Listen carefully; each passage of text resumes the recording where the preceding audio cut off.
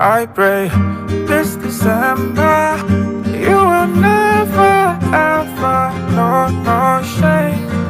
I pray this December you will never ever lose your way. I pray.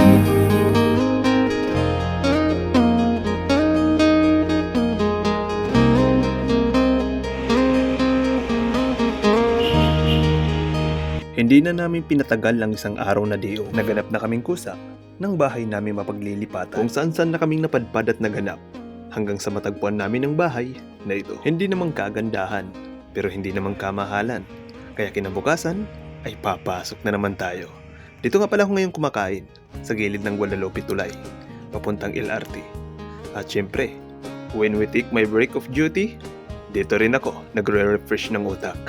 Tamang isip-isip lang. Until the midnight is come, it's also done of my duty. We walked too fast because it was so far when we reach our home. Ika nga, malayo-layo pa. Medyo malayo pang uwian natin at malalim na ang gabi.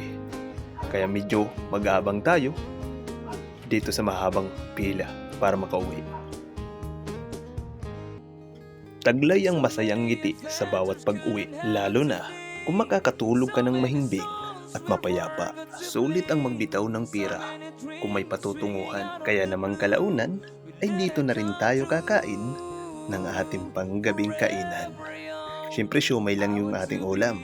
Parisan natin ng masarap na kanin at dadamihan natin ng kain. At dahil nasa katapusan na ng December tayo, ay mag-i-street duty na naman tayo.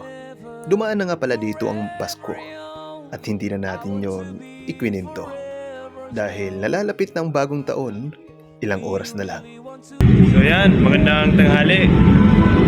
Lapit na nga pala yung New Year at ilang oras na lang, pero nandito pa rin tayo duty.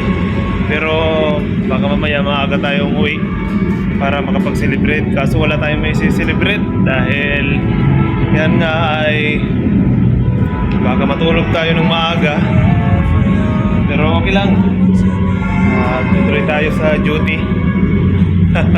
Ganun naman lagi yan, di ba? Ngayon nyo napapansin, pag New Year ay still lagi tayong solo.